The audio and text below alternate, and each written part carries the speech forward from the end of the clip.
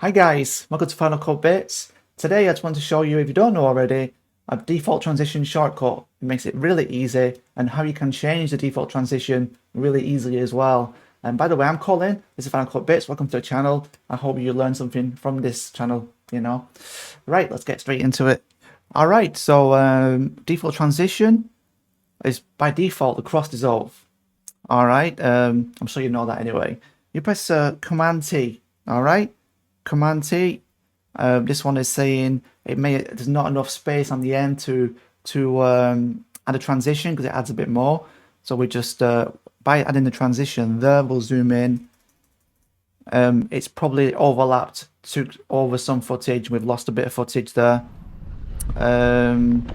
So yeah. Anyway, but you do get that. I've noticed you do get that warning often because there's not enough space at the end of the clip to put the transition. But like I say, it just uses the clip before it, and you can still get transition there. You just need to double check it. Okay, let's do another one. Let's say this one. It's highlighted. See, we'll make sure it's highlighted. There we go. It's in red. We go Command T. It's saying there's not enough. Right, we're going to make sure there's enough. All right, so we're going to trim some. I'm destroying my own timeline here. I'm destroying, because I've not done this as a copy. Right, we brought some in now.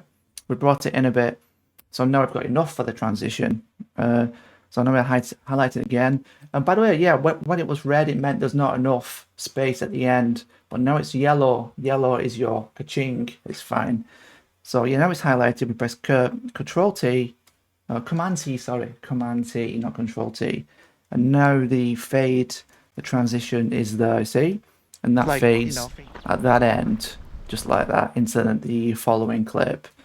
But I want to undo that because I don't want to mess my own little rough timeline up, which I need to work on yet.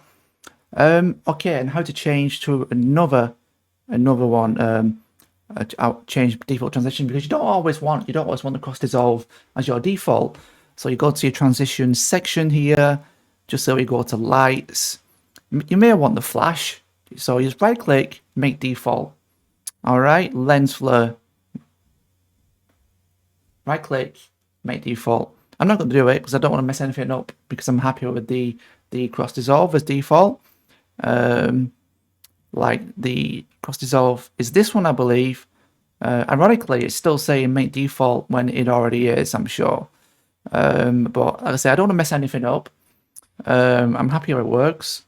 And yep, thanks for watching these videos. I hope you learned something. Check out the other videos I've got. I've got loads of little tips I keep posting to help us learn and get better on this journey of making videos and editing in general.